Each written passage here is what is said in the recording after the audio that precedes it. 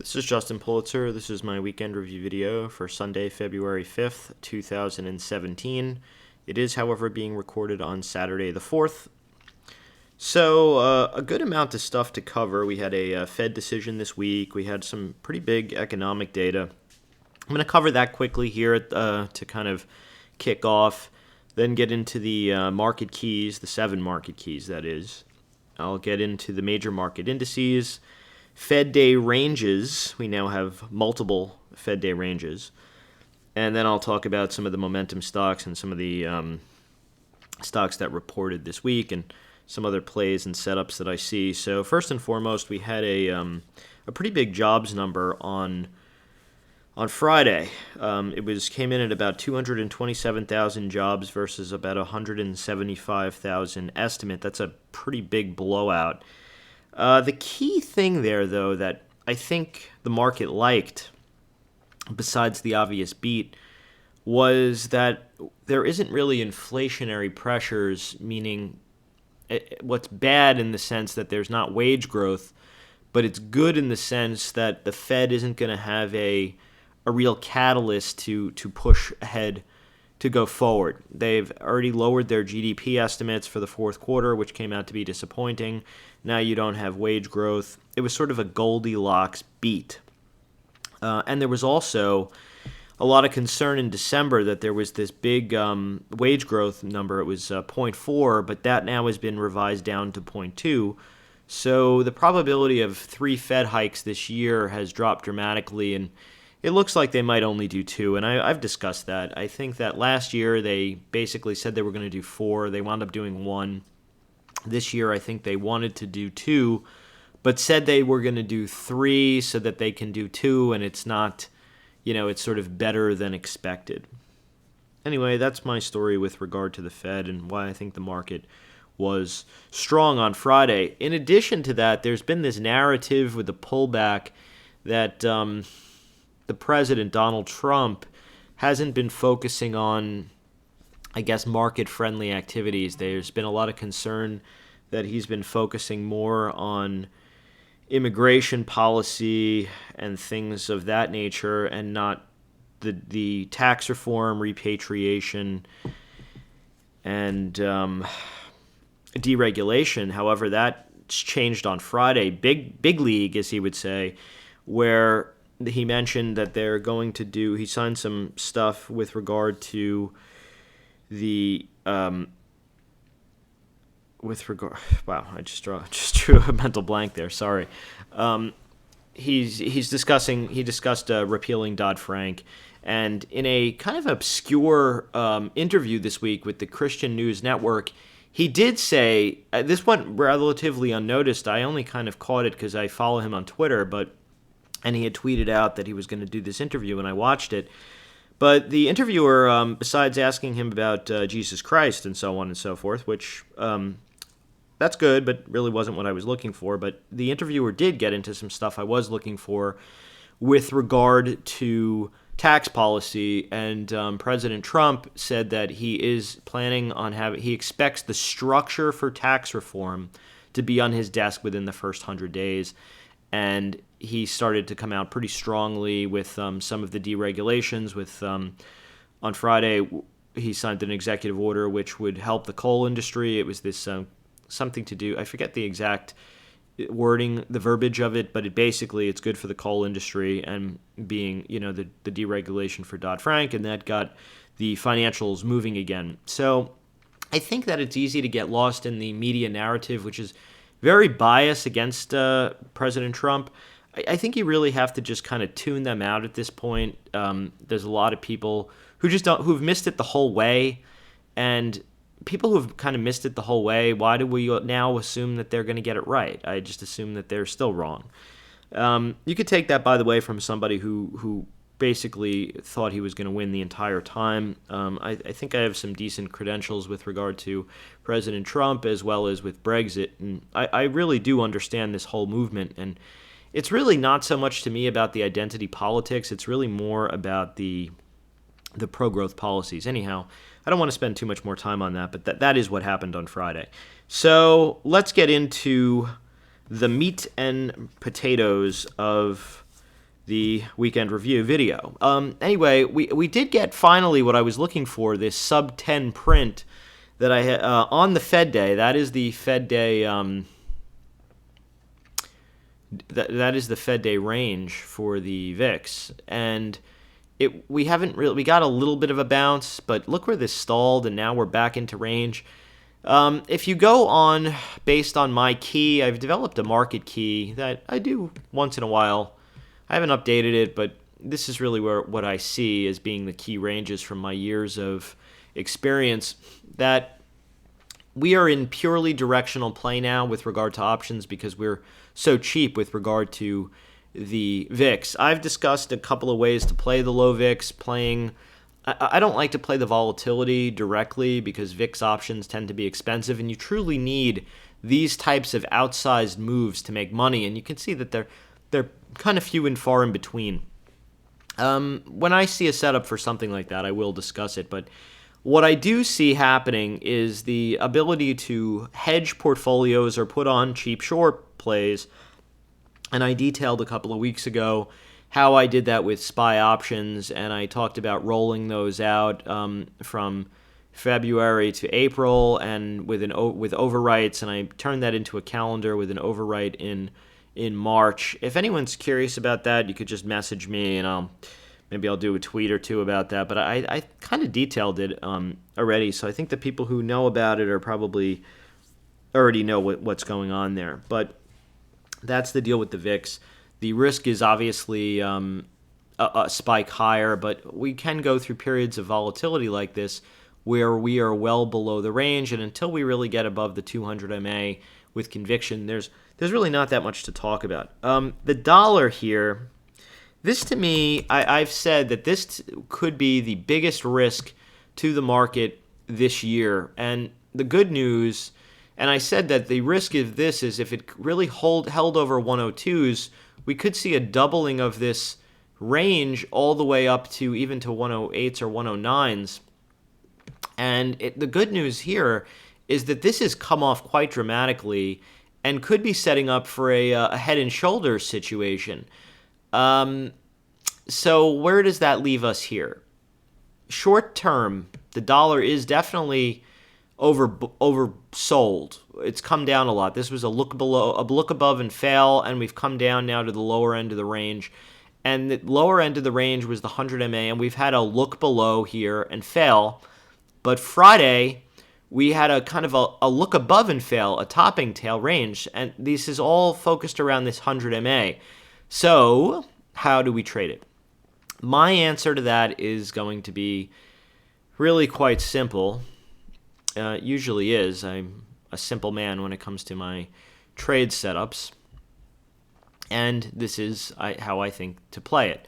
One would be a long over Friday's high, and then an add over the trend for a move back up, maybe do 101s, 102s. It could just be this old channel. See, we're in this consolidation channel. We got above, looked in and failed, and now we tried to look in again, and now we're accepting in. The risk obviously down is to this 200 MA and the channel low. But I don't know that we're going to have a straight shot there, but it is possible that there's the rally and then the failure. So I like it either long above Friday's high or short in size below Thursday's look below and fail low for that move down to the 200 MA and channel low, where I would be an aggressive buyer. There's another way to play it if you don't like to play dollar futures, and that is with the UUP, that is the dollar ETF. And it's no coincidence where this is bouncing 100 MA, and also this was kind of the key resistance. Remember, I had talked a while back about being above it unsustainable, below it unsustainable. So we broke out, and now we're checking back to it, and this area to me is very key.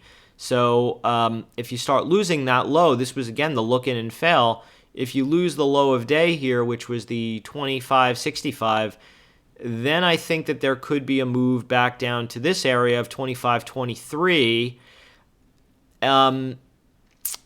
If there's a move above this 1, 2, 3, 4 day range, I think there could be a move back up maybe even to the as high as potentially the 50 MA. So we'll have to see how that plays out. So that's the setup, though, that I see in the dollar. The bonds. I don't know if I could say we got lucky or what have you, but I think it was really technically based.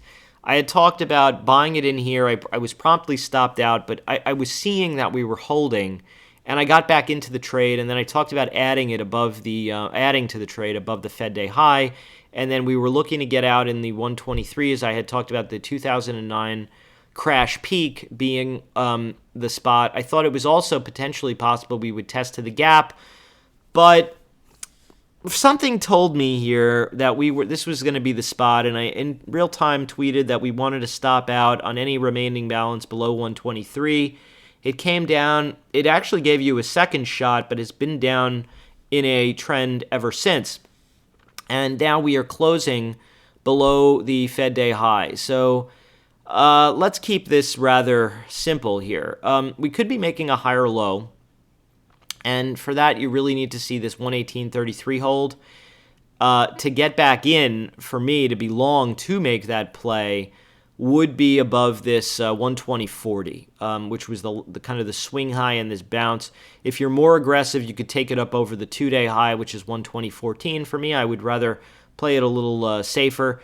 The 20 MA here is, look, where the breakdown here took place, where it took place again. So you really need to, in my view, clear the 20 MA. If we could clear the 20 MA, I think we could be off to the races for a bounce in bonds. Below there, I'm a little iffy, and below trend, I still think it could be iffy, and maybe we do have a retest of the low. Yeah, that's my story with regard to TLT. You really need to see, if at the very least, a move back up over the Fed day high, but since you've had 2 days that have sold below the 50 MA and below the 20, I really would like to see this range clear for a sign of a higher low. HYG. Oops. So this is starting to look. This was an inverse head and shoulders. I had talked about when I say we, I always mean me. I had talked about some shorts in this here when this broke, and then covering, oddly, at the gap fill pretty well, and then talking about reshorting up here. I think a lot of people thought this was a trend change, but at the time it was a 61.8 fib, and we played it again for the gap fill, covered again rather astutely, and this has drifted up ever since. And this is spending a lot of time forming kind of a cup and handle here, right? You really need to see this starting to collapse to start to get credit concerns. This was the oil kind of plunge. I don't really see this getting to be very risky until you lose the 200 MA. You can see moves below the 200 have not been sustainable. A pullback here would be quite vicious and violent, and I think you could probably use this low here, this 86.95, as a sort of like a short entry for a bigger pullback. But I don't know how much bang for the buck you're going to get, because you have the 50 and 100 MAs right below it. So it seems to me like this might be more of like a buy the dip situation if this came back down, but it's kind of spending time underneath, and to me looks like could really make a move to the upside, pressure to the upside. I don't trade HYG very often, but when I do, I make it count. Oh man, I crack myself up sometimes. I'm glad I at least make somebody laugh, right? All right, so oil. This was a failed head and shoulders, and we've just been in a grind mode here. Grindhouse style, right? Boy, that was, Planet Terror was pretty terrible, but I was a big fan of Death Proof, for those of you who know what I'm talking about. Anyway, this range here has been, you had to look below and fail, and it's just been kind of grinding. I like buying the channel low or shorting the channel high, the consolidation high. And you have a lot of moving averages moving up. They're all bent up. Oil is kind of back in either consolidation or rally mode.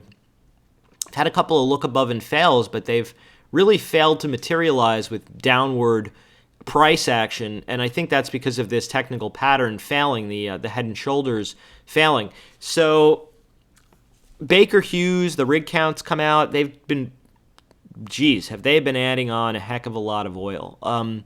We've been under a range high here. If this were to break out, I'd see 56.50 would be the next stop. And my ultimate goal is 62.58. I think we could get there in a grind-up type of fashion, or if there's some type of news. If you were to lose this low, then I'm thinking fibs, maybe even a move down to the 47s, or you can see moves of the 200 MA. Could be a little bit of an overshoot, but at the very least, I think that if this channel were to snap, you'd see the 49s again, which is the range low. But it seems to me like this is chopping, and maybe the risk here is higher. If you want to buy stop it, I think you could put it up over 55.24. If you start getting below this day's low, the 52.11 again, and the 50 MA, then I think that there could be that quick short play. So that's my my story with oil. Not /XLE, just XLE. So XLE had the breakout. We've had the retest. The 100 MA seems to have held here, and we're kind of back up above the consolidation channel. This was a bit of a look-in and fail, if you will, but it's been a rather grinding consolidation. I think this is also a lot of working off. You had the double tops here and pullback. So as long as you hold the 100 MA, I'm cool with long. If you lose the 100 MA, then I think we would see the 200 MA. So that's my story with regard to XLE. Exxon, the curious case of Exxon Mobil. So I drew in a couple of different points for Fibonacci retracements. This was the Tillerson move, him being brought in as Secretary of State, and this is sold off quite precipitously into the lower end of the range, and it seems to have found some support. My thinking here is that it's a good idea. The bounce hasn't been all that impressive. It is a trend snap, but I do think that there is going to be some stabilization in Exxon. And remember what I said, 81 to 83 has been a very key area in the past. If you look at this Fibonacci, it's in gray. The 61.8 comes in around here, around 80.72. And if you go from the Wayback Machine move, the 50% fib is at 81. The 61.8 is at 77.63. I'm fine with selling out of the money puts of below in 81s to 77, 78. I think that out of the money put sales, if you don't mind, if you can take a little heat, will wind up paying off in the long run. I do think that I'm a big fan of Exxon longer term, but where am I drawing this in? Here. So I do think we're getting a little bit toward the range low, that there could be, at the very least, a throwback bounce. If you start losing these lows, maybe we do come into those fibs, but I do think that there is going to be some muscle memory soon, given the fact that we're coming all the way down from 93s. That's a big move for Exxon. China. So, some strange brew. We're transitioning from a sort of an uptrend bounce to, we were in a bit of a down channel. Now that down channel looks like it's maybe trying to break.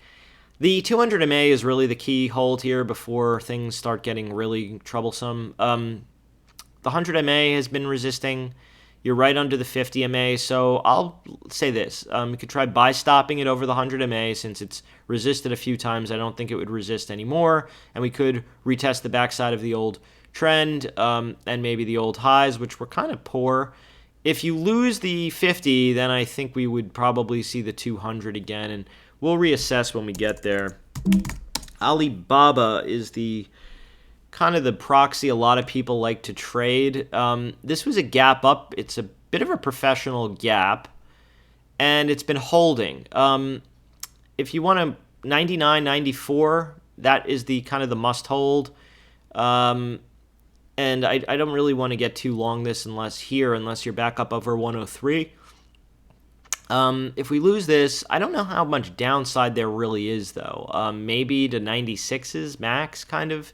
That's the channel low and the backside of the old downtrend line near the gap fill in the 100 MA. So if this does come down and fill the gap and get into this area, and maybe if it coincides with the 50 MA, look where this kind of all broke down from. I'd probably sell some puts against the 50 MA and maybe this gap fill. Like 90, like if this were to come down and fill this gap, get to the 100 MA and trend, I might sell some 90 puts or 86 puts, because you have the 200 MA, you have this kind of double bottom low. It just would seem too quick to me.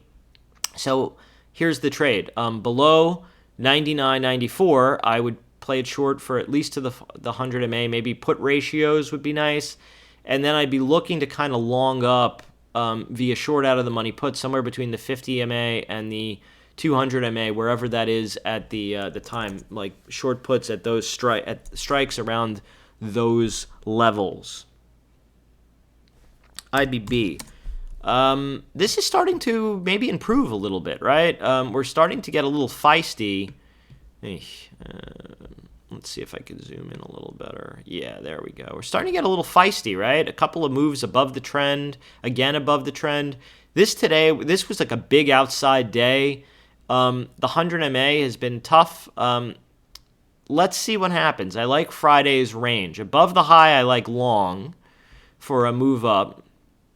Below the low, unfortunately am going to have to say that this again would have been a look above and fail, and could have a short down to the lower end of the range, maybe back to the 50 MA. So that's what I'd be doing. I have a couple of plays going on in Bristol Myers, BMY. We talked about this being an opportunity against the trend. It missed it by a smidge, but we did get the reference low. I talked about buying it here. Don't you just love when they work like this and we're above? So, and I like adding over 49.51. If you start getting back below into that range, you could stop out. Look, we're right kind of testing into the gap. I do think that this gap is going to fill at some point to 55, maybe even to where this started at 60, but I think 55 is probably in the cards. But you got to stay above 50.69. That's really a very key level. If that fails, we may want to come back and retest. And if we start getting below 49.51, it is probably a area of a stop out. I don't know if I'd want to be short, but I might want to trim out on the long. TEVA is another one I talked about. I had been setting alerts on this for a really long time at the 61.8, actually, the Fibonacci retracement here. And it went off in after hours on, I forget what day it was, maybe this day? And I talked about day trading this, and I still have a long in this. I did it with a risk reversal call spread. If you want to watch, I think I mentioned it, I detailed it in Periscope. But let me go back in style. 5-day, 15-minute. Yeah, look, see, this came down right into here. This to me, it was the setup, and I'll show you. You wanted it over the 15-minute high or any of these bars. The RTH low, regular trading hours low, was obviously way higher than the after hours. And if you kind of just drew in a trend, and then above that high is a long, and it's played out ever since. So if you start losing RTH lows in regular trading hours, stocks tend to go lower. If they make higher lows and take out 15-minute highs, they tend to go higher. That's an old trick of mine for gap down plays. I think maybe at least to the 50 MA would be interesting. I'm thinking this could even trade up to as high as 38s, which would be a key fib, because you move from one fib, which we got in after hours, maybe to the next. So that's sort of my thinking in TEVA. S&P, let's talk about gold. I haven't talked about gold in a while. I've been getting a lot of questions, some unruly questions. We're right back to the breakdown. This spent some time. We're holding trend. So where could we go in gold? If this breaks out here and we get above the 100, which is where the breakdown took place, then maybe the 50% fib and maybe even the 61.8, which look coincides well with this downtrend line. So somewhere between the 119s and 121.92-ish. I don't know if I want to, you could buy it, I guess. You could buy stop it over the 2-day high. If there were a pullback to trend and like the 20 MA, I think I'd be more interested in that. And then maybe it'd go, because you're right or right out, right? I mean, if you lose this low, this 114.14, you probably are coming back down to the 50%. But if that holds, like, and that coincides with, this trend, look where the body of this candle is. There's not very much downside because you'd put your stop under this candle. If you're already long, you could use the 2-day low as a stop out, or the 2-day high as an add. We are into the 38.2, but I don't think it's as much of a problem because we've kind of banged up against it already a couple of times with a shallow pullback. And if anything, I think that this may want to go to really the real breakdown here of the 50% fib. Silver is looking rather bullish too. I have a long play in this. I think I'm short puts. I have to see. I've been looking to add actually above this neckline. So we had the gap, and I usually like to give it a few days. So what I would do is buy stop it up over 116.76, the 4-day high. I think that would articulate higher. Below the low, there could be a pullback to trend where I'd probably be into maybe adding to my short puts position, or maybe even taking on some shares. But I'd be a little more cautious because this is technically, let me show. Let's play a little show and tell. One of these, one kind of an inverse head and shoulders, and when I talk about head and shoulders plays, the real head and shoulders plays, you always want to see a lower right shoulder than the left for it to really be more bearish. And in this case, you have a lower left shoulder than the right, so that to me looks okay. If this were to pull back, like even to let's say to the 50 MA, I'd be a buyer there. But I don't know. Like I said, I'm not looking to short this, although if you want to play it quick short, you could probably do it below these 4-day lows for a move to trend. But I really would be looking more to, I really am looking to kind of build this position to more of a long position for a longer term type of an inflation play. SPY, the expected move this week is $2.23, so that means either up to 231.57 or down to 227.12. With the caveat that moves down increase implied volatility, and we could see a more exaggerated move to the lows, meaning that the move would be more than $2 and change to the downside. At some point, I am expecting a 50 MA to be touched, and I'll talk about how I see that. This is a Fed day range, the new Fed day range. Speaking of which, the SPY Fed day ranges. We now have two Fed day ranges, the 12-14 Fed day range and the 2-1 Fed day range. In SPY, the 12-14, you might want to push pause here and get out a pen and paper to write this Fed day range down. In SPY, it's 228.34, and that was the high of day, and the low was 225.37. For the 2-1 Fed day range, it's 228.59, and the low is 226.94. So they're kind of close. This was a gap up. You had 3 days and then a gap down. This pattern really was starting to look more bullish, but now it seems to be resolving to the upside. So I think you could use Friday's range as a gauge. Above the high, you probably can play long. Below the low, you probably could play short for a gap fill, and then this would be there's two ways to look at this, and I'm going to show you how I'm looking at this. You could either look at this old reference high as the range high. Let me get rid of this. I don't really like this. This is sort of the range high light. I'm going to make this gray because it still, to me, is an important range. But either you can use this 228.34 as a range high or 229.71 as a range high because we're now back up there again. So maybe this is the range high and then 222.73 is the range low. If we get above 229.71, where would we go? And my answer to that is look at doubling the range. And I don't know if we want to double this range, the 229.71, down to 223.73 or 228.34 down to 221.73. No matter, I did both calculations, and those calculations are these. The first one being the smaller one takes you up to the 1.6, a larger, longer-term 1.618 Fibonacci extension, which is 234.03. This would be 233.95. So let's split the difference and just call it 234. I like that one. If you want to take the larger range, that's 236.69. Maybe there's an overshoot. Very possible. And these are just the point values, $5.61 or $6.98. And then you just take this number minus this number and then just add that on to the tops of the range. And that gives you the projections higher. So over these ranges, I'm thinking channel high at the very least, and then probably one of these extensions. Like this could do something like ride the channel, ride the lightning. If the move is down,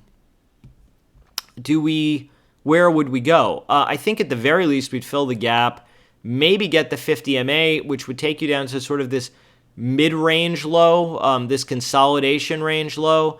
And if that were to give, we could see the full range low, which is that's also why I'm liking this top number a little bit, because look where we came down.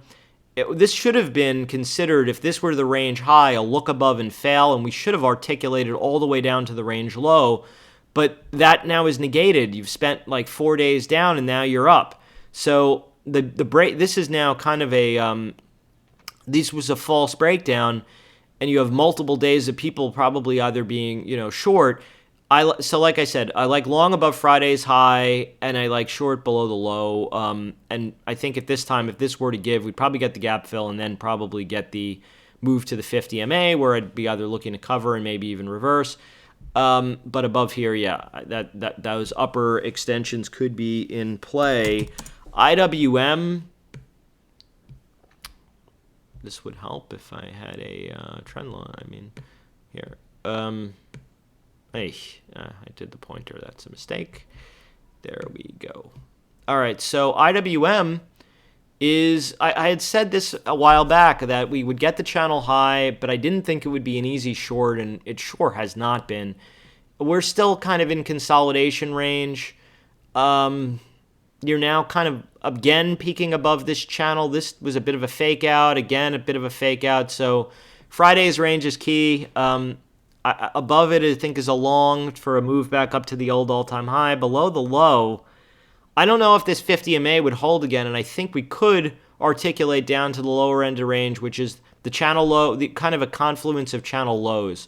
So that's my, and maybe even an overshoot for the gap fill. So Friday's range to me is key. I like long above, short below. The expected move this week is $2.12.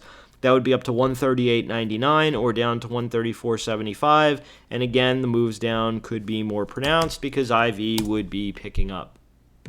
The Qs. We're in clearly in a channel, and this is kind of just grinding up a little bit.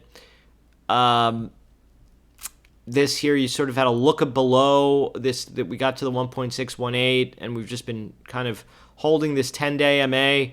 So as long as you hold the 10-day MA, I'm fine long. If we break the 10-day, I think we'd see the 20-day and maybe even the channel low. These highs are a little bit poor, and they haven't been taken. If they are taken, though, there could be a kind of a blow-off move where this really does push up. So I think you could, I think you got to use this channel still as a range. And it just seems like we're kind of grinding up here, and you can maybe even if you want to redraw this, you can either leave it like that or redraw it like so, or do both ways.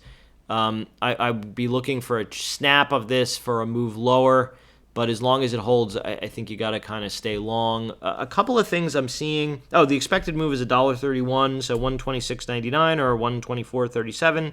Again, with the caveat that the move down could be more pronounced.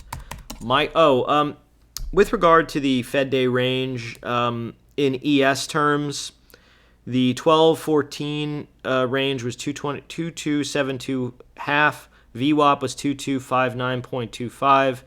The low was 2242. The 2-1 range is 2285. in the VWAP was 2275.50, and the low of day was 2268.25. So those are the ranges to play against. Above those highs is bullish in ES land, and that's in the H7. Microsoft. This was your quintessential retail gap. I've drawn in, and I want to let me show you this on a longer term chart, 20-year monthly. I drew in a channel. This is the big long-term channel. You had a secondary channel and then like a tertiary channel that came into play.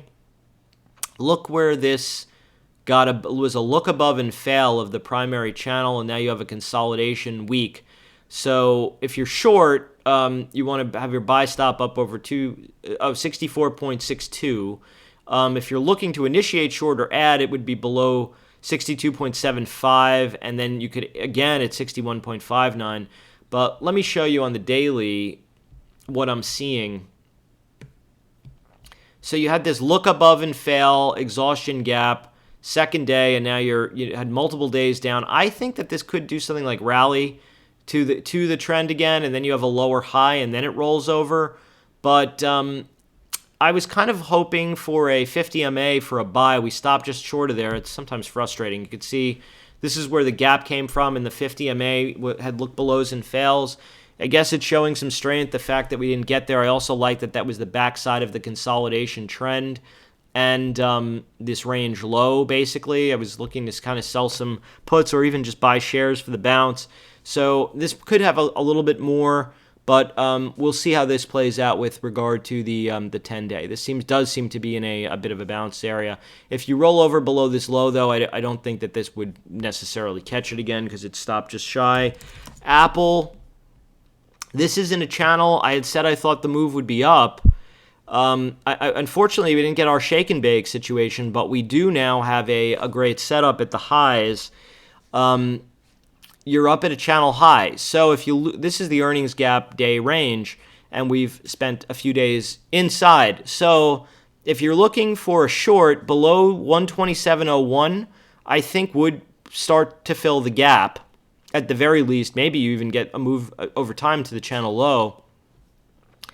Above the high, the 130.49, the earnings day range, I think this would get us up to 134.54, which was the old all-time high at the very least. So I think you could sell stop below the low here or buy stop above the high for a continuation still higher. We could also do some fib extensions, but we'll do that. But I'm a little cautious because we are at the channel high.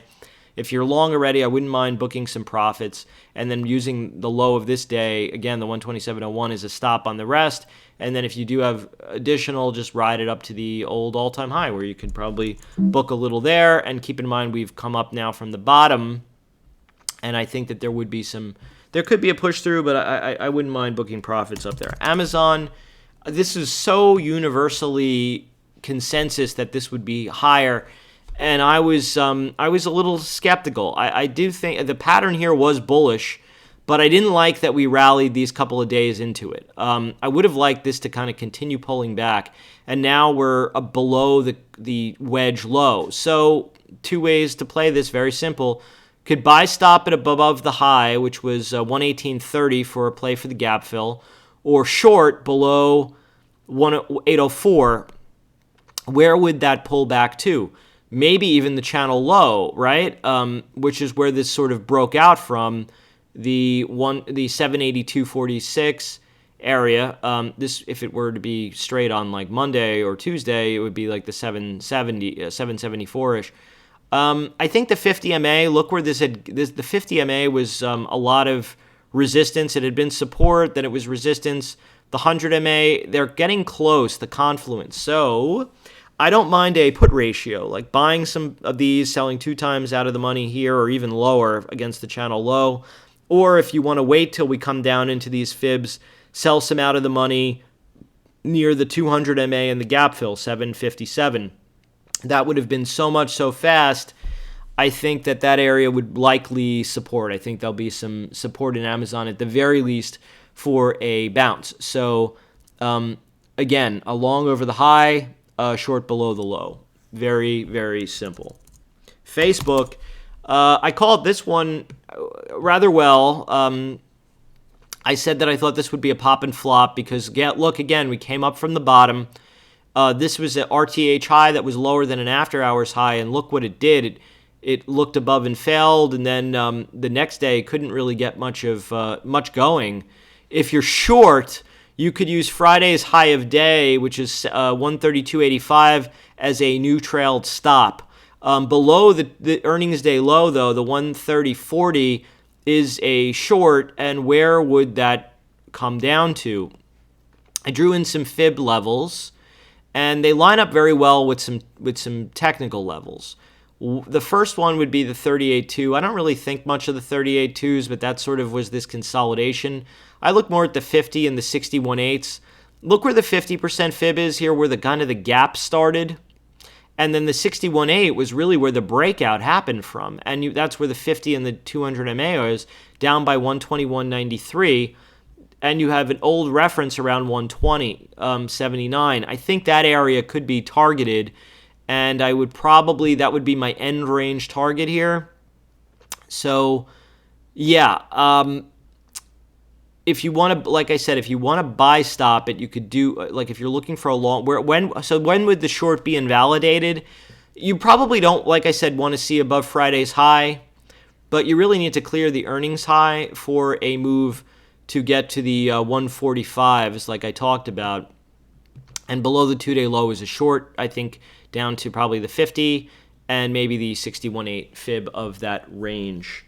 So that is how I will be playing that bad boy.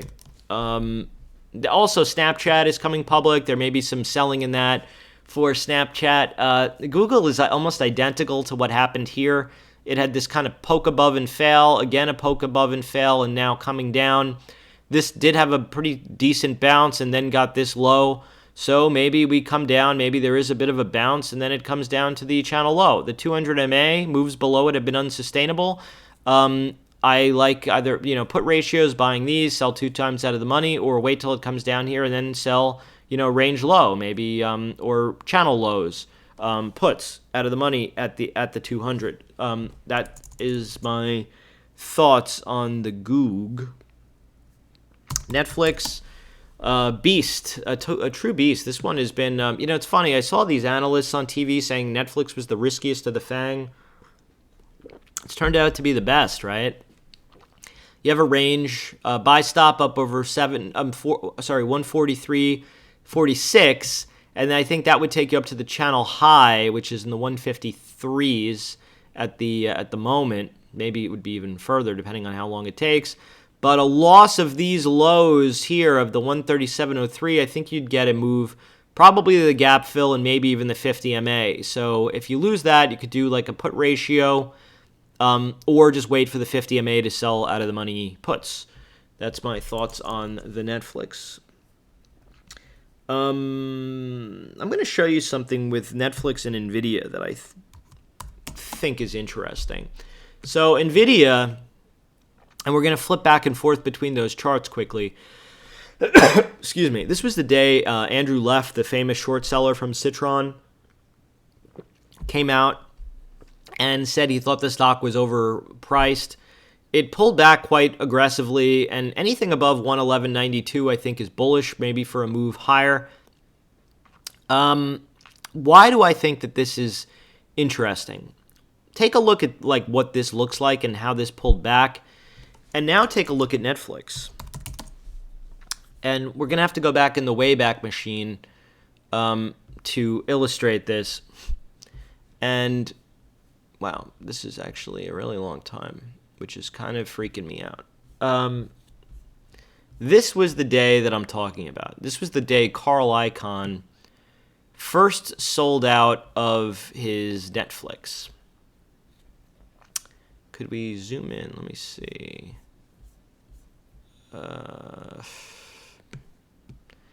Look at this move. This was Icahn selling. And then it kind of gradually ground back up near the highs, pulled back more, but eventually kind of resolved higher. I mean, this did have pullbacks along the way, but the point is that this wasn't a good high. And it was sort of a very big seller and a big long who was, and a well-known name calling a top, and it didn't wind up being a top. So for NVIDIA, I think that NVIDIA was getting close to a pretty big top. Look how big this range, I mean, this thing has just gone parabolic, right? But this to me seems unlikely to be a good high because it's an artificially called high. It didn't kind of get there of its own volition. So as we do get closer to there and the channel high, I don't know how long I'd want to be considering we've come up a lot. But I do think that the 50 MA here has a lot of support. So if you want to play NVIDIA long for earnings, I like either selling puts at 50 MA strikes or sub 50 MA strikes. And if this were to maybe have a pullback ahead of the number, then I think it could set up as a long. But I don't think that this high here is going to hold forever. I do think that it probably is going to be it's going to be eclipsed at some point. Because, like I said, I think it's an artificial high. Tesla. This is sort of just a big effing range, right? This came up from the bottom. It broke out. Remember what I said, that we wanted to kind of see this kind of consolidation below the trend line before the pop, but we are getting it finally. So the best thing Tesla could do is pull back into the earnings, and then I think it would get at least 265. If this just kind of if this continues up ahead of the number, like it starts running again, you probably will want to take profits ahead of that number because you're coming up again from the bottom into reference highs, and it would be an ideal opportunity to sell. If you do come into the number and it has pulled back, or it's just going sideways, I think you could buy stop over the high for that kind of blow off. But I like that it is consolidating here more by time than by price, and we will revisit that in a week or so when Tesla is getting closer to reporting. Under Armour and F5 look a lot alike to me. A couple of things with regard to Under Armour. You're into let me show on a longer term chart. 20. Let's just do the 20-year monthly. You have two trend lines here. This is the secondary. This is the primary. I don't know how relevant that's going to be, but this is the secondary, which kind of catches these lows in them. And you're basically down to the 100-month MA. You are roughly, sometimes the 61.8 overshoots a little bit, but you're really into the key trend line. Look where this kind of came from. This didn't really tap here, but this really is a big trend line. If this is to fail, maybe this does come down lower, closer to the 78.6, but I want to show you something. On the daily, not long enough, unfortunately. Let's do 2-year daily. You're in a big channel, right? And look where we are. We're down by the channel low here. Let me zoom in. And you're by the trend, the channel low, and just below the 61.8.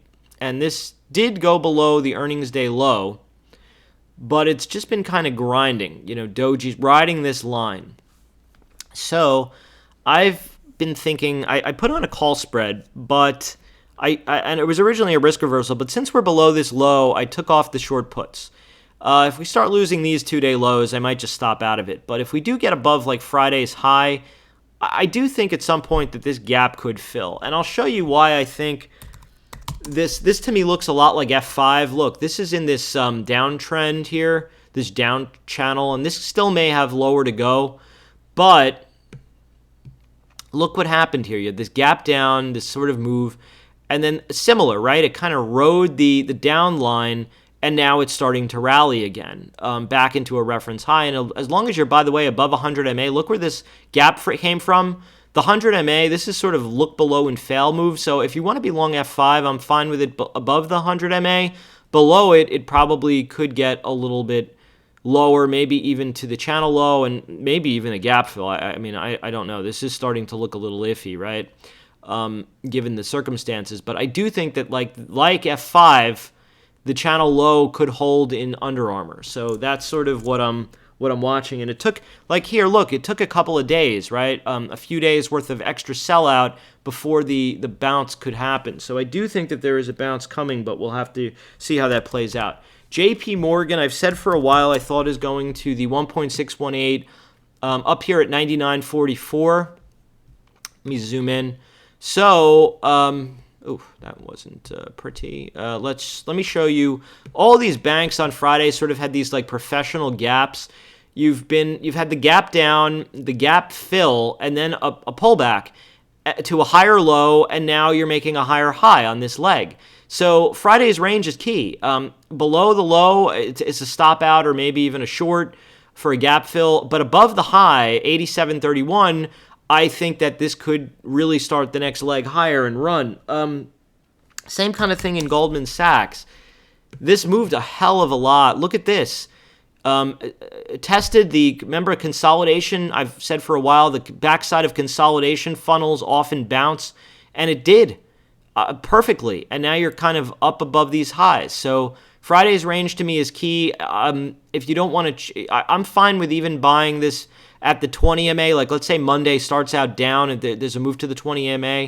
I'm fine with a right or right out long there with a stop below Friday's low. Above the high, you could even maybe add. This is not really a significant high. This could still go higher. Below this low, though, like if you want to short, below Friday's low to me would be a short, and then an add would be below 227.05. That to me would be a gap fill, maybe even a move to the 100 MA. So that's two ways to play Goldman Sachs. There was a big thing that happened with Ameritrade.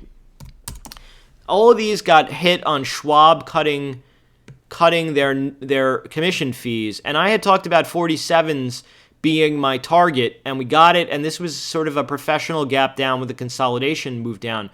I don't know that I'm looking to short, but if you want, you could do it below 40.93 and maybe play it this kind of breakout area, which coincides with primary trend, where I would be looking to cover and or go long. Or you could just, if you didn't catch this and you don't want to chase it, just kind of look to buy the retest of the breakout and trend.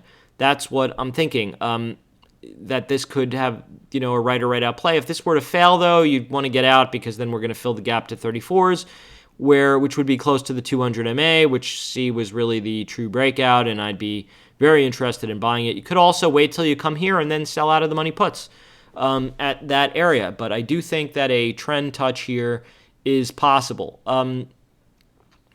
So you have the breakdown, kind of a doji. You don't want to see these lows. If you're aggressive, you could take the short below Friday's low. If you're also aggressive, you could take a long above Friday's high. But I'm more interested in this area down here by trend. They all kind of look alike. E-Trade, the same. ETFC, also a similar kind of a setup. Gaps below the 50 MA. I'd be interested in buying this sort of close to this breakout area, maybe near the fib. Look at where this gap fill is, the 200 MA and the 50% fib down by 28s. I got to adjust, actually, 3861. Hold on. 8.61. So, yeah, down near the 50% fib and the 200 MA, closer to where this breakout took place, I'd be interested in selling out of the money puts, maybe like 61.8 type of puts around the 26s. Schwab looks the best of them all because it's still kind of right at the 50 MA, but this to me looks like this could want to retest the breakout and the channel. So I'm sorry, the trend. So I'm looking for more buys here. You could short below Thursday's low for a move down, or long it up over the 2-day high for a kind of a look below and fail type of a situation. GoPro.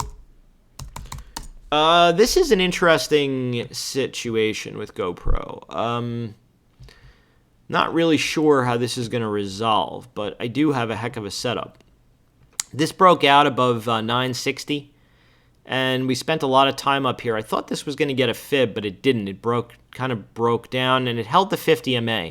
So, and it's a doji down near the lower end of range. So you could buy, stop it up over 985 for a long for a gap fill, and then maybe even some, or short it below 940 for a move down to the retest the lows at 854. So Friday's range, long above, short below. Keep it simple, stupid. Fitbit, another one that I hated. I went through so much nonsense with people, and I had said that this was a short a long time ago, but I don't really hate it as much as I did down here as I did back in the day. I think they pre-reported that they're going to be junky. They still have the earnings to get through, but a couple of things that I'm noticing. If you take this projected move here, get rid of these. I don't think they're so important anymore. This was $6.94. This was $5.53. If you project that doubling the range down, you get between 497 and 612, where the low was 581. So down here, I think that this stock is probably, believe it or not, a buy for a right or right out trade. I mean, your risk is obviously a break lower, but I do think at some point that this is going to have some kind of a substantial bounce. Maybe you can double up to 12. We'll see. I think we'll leave it there. We've gone through quite a bit of work, and we're closing in on that hour type of situation. If you're not following me on Twitter, my handle is @JustinPulitzer. If you like this video, hit the thumbs up. Please favorite and retweet my tweet with the video. I always like to get the maximum audience. And please leave me some comments. Help me help you to make the videos better. Thanks. Have a great rest of our weekend. Enjoy the Super Bowl. And I will see you guys either on Thursday and Friday for a Periscope session. Cheers.